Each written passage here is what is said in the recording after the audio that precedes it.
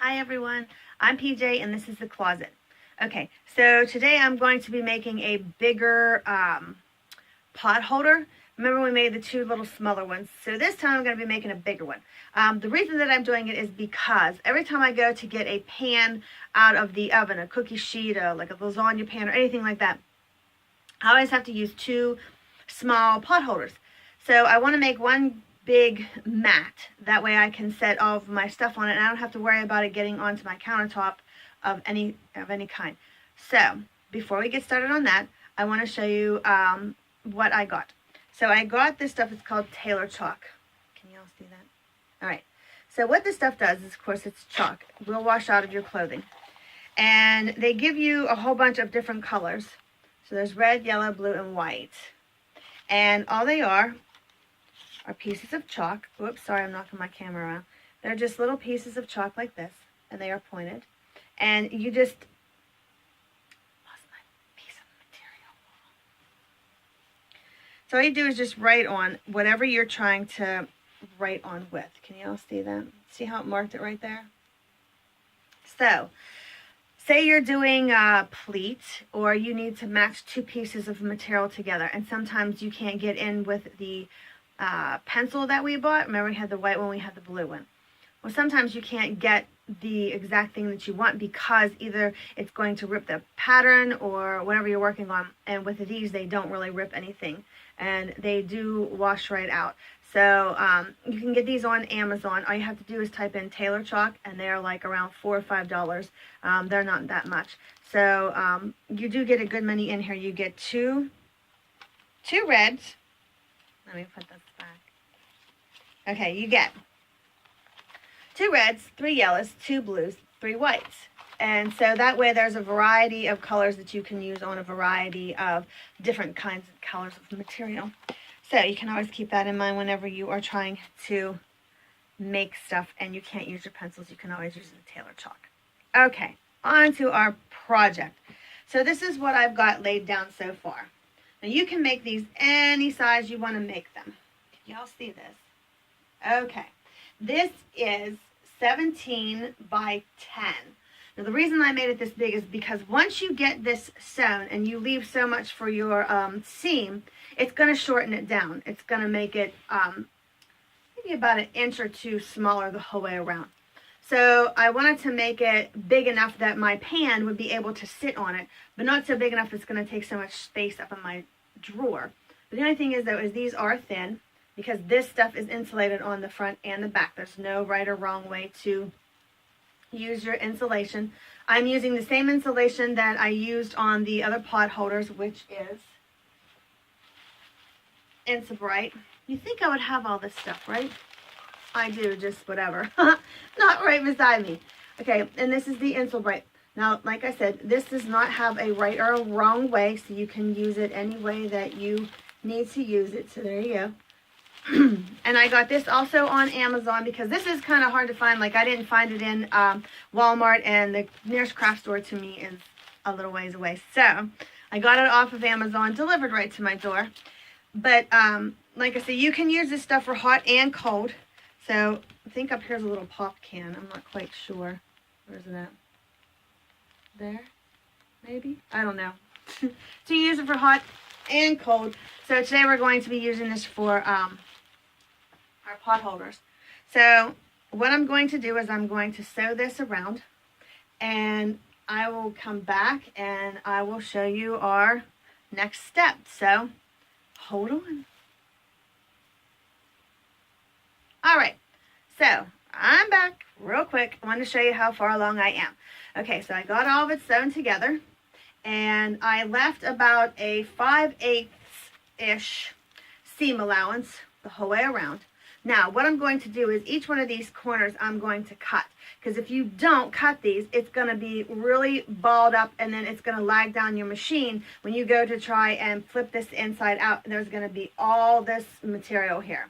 So I always trim that up fairly close to where I'm, I don't know if you can see that or not, like right around here. I try and trim this as close as possible without like really overdoing it.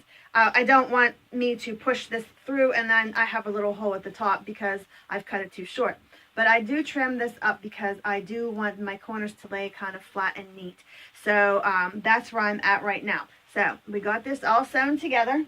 I can take my little clips off, cut my string. All right, so I got all this put together, and I think we're about ready to finish sewing it up and turning it inside out. So I'm going to clip all these off, and I'm going to turn it inside out, and I'll show you where I'm at. Hold on.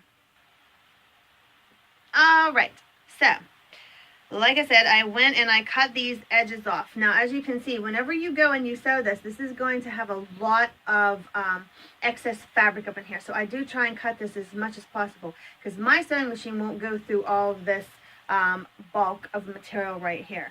So I try and cut this off as much as possible. Now, whenever I do with my sewing machine, my presser foot goes right around this bulk of material right here, and it makes this little perfect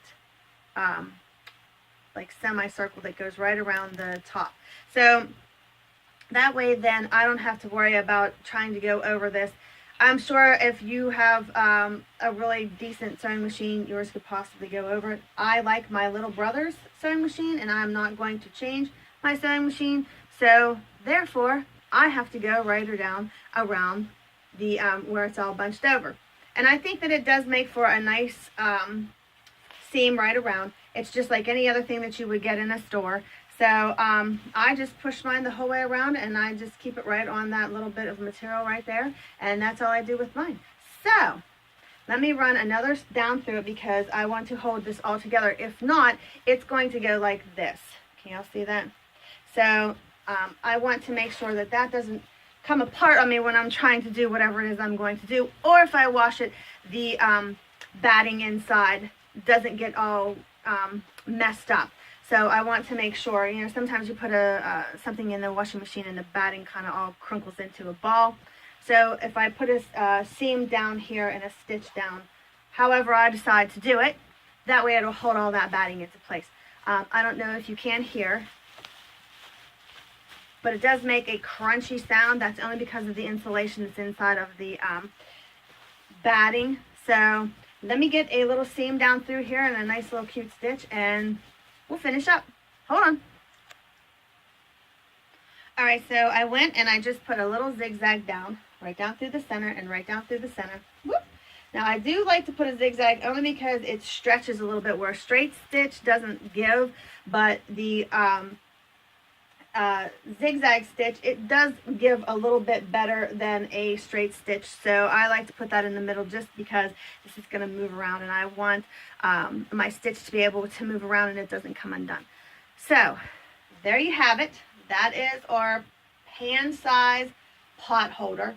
Now you can make these any different sizes. The nice thing about this is they do fold up, and you can put, like, you can just use this as a half of a pot holder that folds up nice into your drawer, so you don't have to worry about it taking up a lot of space.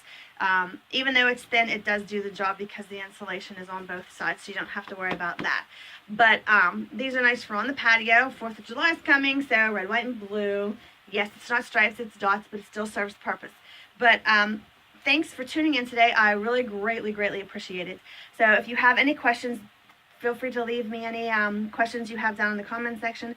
Everything that I used today, I will leave down in the description box. I will leave everything down into the description box for the tailor chalk, and I'll try. All right, I'm not that savvy at computer stuff. The link for the tailor chalk from Amazon, so I'll get that in there for you.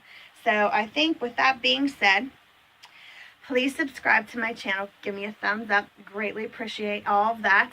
Can follow me on social media. I have Twitter and I have Instagram, and it's PJ's Closet 101.